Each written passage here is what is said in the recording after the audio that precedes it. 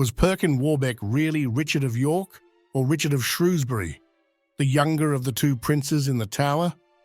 This question has lingered in people's minds ever since he first introduced himself as Richard.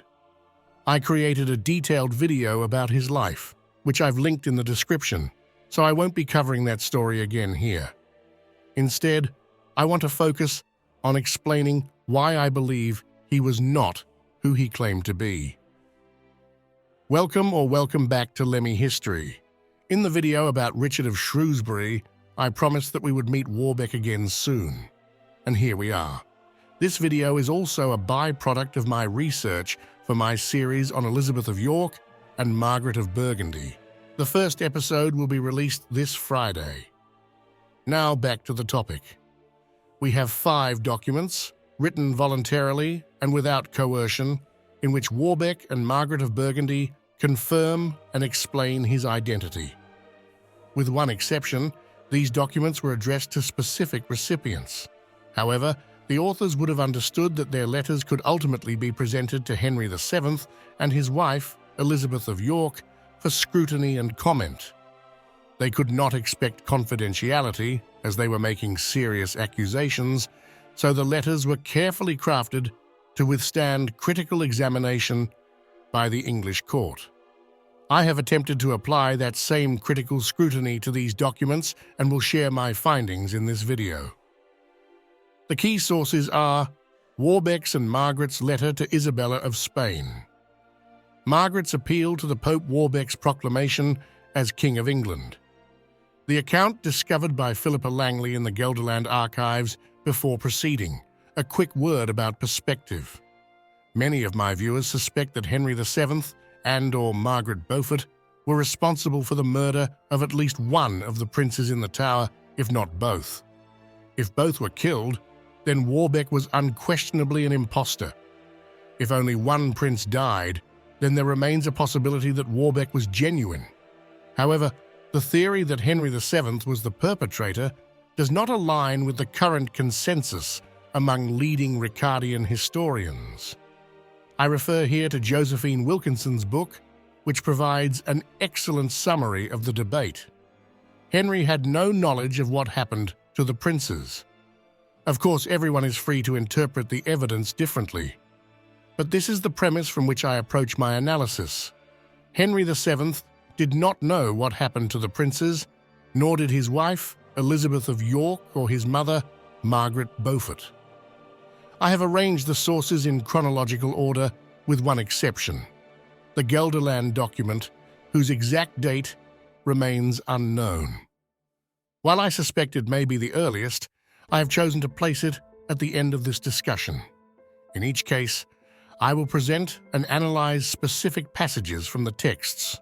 Warbeck's letter to Isabella, dated 1493, was intended to explain his survival. It also serves as the foundation for the theory that Henry VII or Margaret Beaufort may have killed only one of the princes in the Tower, though the letter itself already contradicts this notion. The key passage reads, "Whereas the Prince of Wales, eldest son of Edward, formerly King of England, of pious memory, my dearest lord and father, was miserably put to death, and I myself, then nearly 9 years of age." From this, we learn that Edward V was allegedly killed. Warbeck also states his supposed age at the time, nearly 9 years old. This presents a problem. Richard of Shrewsbury was born on August 17, 1473, meaning that during the events surrounding the princes in the Tower, he would have been almost 10, not 9. While this discrepancy could be attributed to a poor memory, his stated age makes one thing clear. At that time, he would have been under the protection of either his father, Edward IV, or his uncle, Richard III. Most likely, it was Richard III. This, in turn, means that Henry VII is entirely innocent in this context. He was in exile in Brittany. The responsibility falls on Richard III, who either failed in his duty as protector, allowing one of the princes to be murdered, or actively ordered the killing himself. If Warbeck were telling the truth, there would be no alternative explanation. However, I do not believe he was. His reference to Edward V as Prince of Wales does not align with historical reality. Warbeck presents himself as the rightful heir of his father, thereby acknowledging his older brother's legitimacy as king. Yet Edward V was never crowned, only proclaimed king. By Warbeck's own logic, this proclamation should have been valid. It is striking that he does not mention this fact, as it does not fit neatly into his narrative. One possible explanation is that he was trying to avoid alienating Richard III's supporters at Margaret of Burgundy's court, who backed his claim. On the other hand, Warbeck consistently refers to himself as the Duke of York, a title Richard III had revoked from his younger nephew. By continuing to use the title, Warbeck implicitly rejects the legitimacy of that decision, refusing to acknowledge that his uncle had the right to strip him of it. In my view, the most likely explanation is that the author of this letter simply did not know Edward V's exact status. He was aware that Edward had not been crowned, but he did not realize he had been formally proclaimed king. Margaret sent the following letter to Isabella. I recognized him, not by one or two signs, but by so many particular signs that one man who has clues of this kind would scarcely be found among 10,000 individuals. Then I knew him, from private conversations and acts which had taken place between him and me, and which assuredly no one else could guess at. Finally, I knew him from the questions and conversation of others, to all of which he replies so correctly and expertly that it is clear and certain that this man is the one whom they once thought dead. In fact, when I considered that he is the sole survivor of our family through so many calamities and crises, was very much moved, and in that affection embraced him as an only grandson or an only son. The omissions indicate that I have made cuts. As with all historical sources, I strongly recommend reading the full original document for a complete understanding. In this letter, Margaret insists that she recognized Warbeck as Richard, based on numerous identifying features. She references private conversations and shared experiences between them, and claims that others also found his responses convincing. However, Margaret had only met the real Richard once in her life, around his 7th birthday in 1480. This means that, according to her own account, her nephew recalled in vivid detail conversations he had as a 7-year-old, more than a decade later. Beyond this, she provides no concrete evidence for his identity, instead appealing to the testimony of others. Some have speculated that the final passage of her letter should be taken literally, that Warbeck was, in fact, her own illegitimate son, which would explain the supposed family resemblance. However, I would argue that Margaret is clearly lying in this letter. She describes Warbeck as the sole survivor of their family, despite having numerous living nieces. She does not specify the only male survivor, which would also have been inaccurate, as Elizabeth of York already had 2 sons by that time. This passage also offers an interesting insight into the dynamic between Margaret and Elizabeth of York, hinting at the tensions or rivalries between the 2 women. When Warbeck's attempts to claim the English throne failed, a servant of Margaret of Burgundy wrote to Pope Alexander on her behalf. Henry VII had already been recognized as the legitimate King of England by Alexander's predecessor. The letter was written in Latin. I translated it myself, first into German, my native language, and then into English. Since the text has undergone 2 translations, potential errors or inaccuracies must be considered when evaluating the following passages. The key passage, in my view, is this one, with the name referring to Margaret's servant.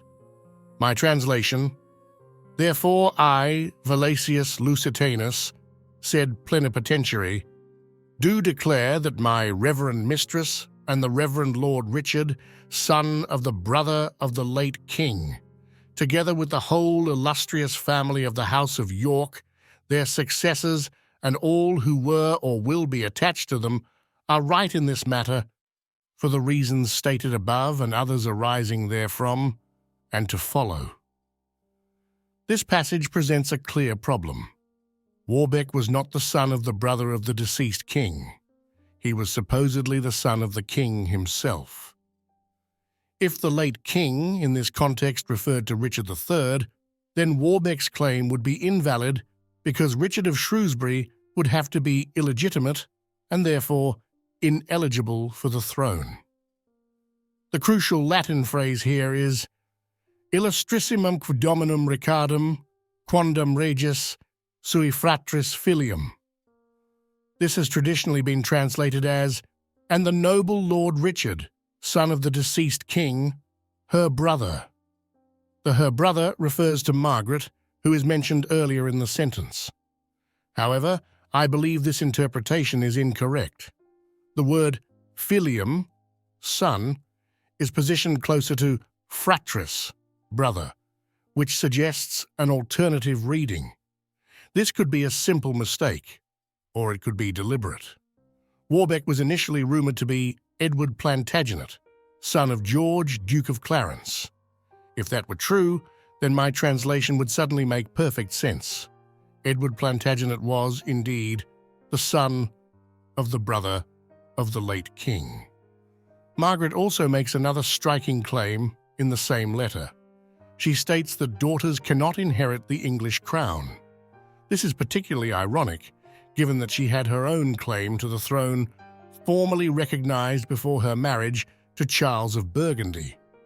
She even refers to herself as Margaret of England in the letter. Furthermore, she attacks Henry VII's legitimacy by declaring that he was the child of adulterous parents. Even if the York family's scepter were to be revoked, which must not happen, there are individuals in the Lancaster family who are far superior to Henry in hereditary claims and who come from a legitimately recognized line of descent, not from a condemnable union. One such Lancastrian heir was her step-grandson, Philip, Archduke of Austria.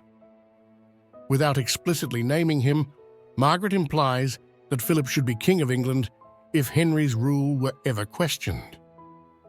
It is not difficult to imagine how Elizabeth of York might have reacted to these statements, which undermined both her husband's legitimacy and, by extension, the status of her children. What stands out most in this letter is that Margaret is far more focused on discrediting Henry VII than on promoting Warbeck's claim. She even denies that conquest could establish a legitimate right to rule, but suggesting that she was open to an alternative candidate for the throne beyond Warbeck himself. Warbeck himself waited a surprisingly long time before proclaiming himself King Richard. He took the title King Richard IV, which inherently recognized his uncle's reign, thereby undermining his own claim. However, I won't go into that point again. His proclamation is quite lengthy, and I present it in full here in the video. The passage I find most crucial is the following. Also he hath long kept and yet keepeth in prison our right entirely well-beloved cousin Edward, son and heir to our uncle Duke of Clarence, and others, withholding from them their rightful inheritance, to the intent they should be of might and power to aid and assist us at our need, after the duty of their legions. He hath also married by compulsion certain of our sisters, and also the sister of our foresaid cousin, the Earl of Warwick, and divers other ladies of the blood royal, unto certain of his kinsmen and friends of simple and low degree. Elizabeth does not appear anywhere in the proclamation. The closest reference we get is Warbeck's objection to his sisters being married off to men he deemed unsuitable. However, this passage reveals yet another instance of his lack of knowledge. Anne of York, born 2 years after Richard of Shrewsbury, was married to a man Warbeck could hardly consider unsuitable, Thomas Howard. Howard was the grandson of the man who had supposedly rescued Richard from the Tower. Their engagement was arranged under Richard III in 1484, and the real Richard of Shrewsbury would have been aware of this. As Duke of Norfolk, he would have had close ties to the powerful Howard family, particularly John Howard, who had served both his father and uncle with unwavering loyalty. It is true that Warbeck refers to certain of our sisters, which could suggest he deliberately excluded Anne.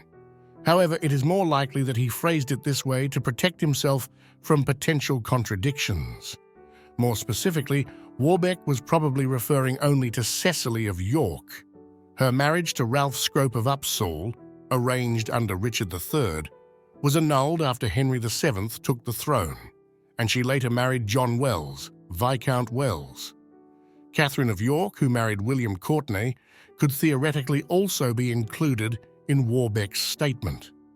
However, Courtenay's relationship with Henry VII later soured significantly, and it remains uncertain when tensions between them began. This brings us to the Gelderland source, a report discovered by Philippa Langley's team in the Gelderland archives. It is said to be written from the perspective of Richard, supposedly describing his escape from the Tower and his subsequent whereabouts. The letter is in Middle Dutch, and Langley's team believes it to be a translation of an original Latin document. This assumption seems correct to me. In essence, the report closely resembles the letter Richard wrote to Isabella in 1493. However, there are two significant differences. First, Warbeck does not specify what became of Edward V. He states only that Edward was briefly taken to the Tower alongside him before they were separated. Beyond that, he offers no details on Edward's fate. Second, the report names Howard as his rescuer, which is where the problems begin. The section of the source I referenced describes Howard as later made Duke of Norfolk. There are multiple issues with this claim. To begin with, Duke of Norfolk was originally Richard's own title. He should have been expected to mention this. Unlike most noble titles, he did not inherit it from his father. Rather, it came through his marriage to Anne Mowbray. Even under the most favorable interpretation of Richard III's actions, stripping him of this title on the grounds of illegitimacy was legally dubious. The title had nothing to do with his parents and everything to do with his marriage. An even greater problem lies in the timeline. John Howard was made Duke of Norfolk on June 28, 1483. Richard was handed over to his uncle on June 16, 1483. But he lost his title on June 25, 1483. This means Howard must have taken the younger prince out of the Tower either between June 16th and June 25th, when Richard himself still held the title of Duke of Norfolk, making its omission in the letter all the more suspicious, or on June 26th or 27. However, none of this aligns with reports that both princes were seen in the Tower as late as July. If an escape was planned, it must have been in motion well before Richard III was even proclaimed king. The far more likely explanation is that the author of this source simply did not know when Howard became Duke of Norfolk, or that Richard had held the title first. These kinds of inconsistencies and contradictions appear throughout Warbeck's letters. There are simply too many for me to believe in his claims. That said, I am open to being convinced otherwise. Thanks for watching. Please like and subscribe.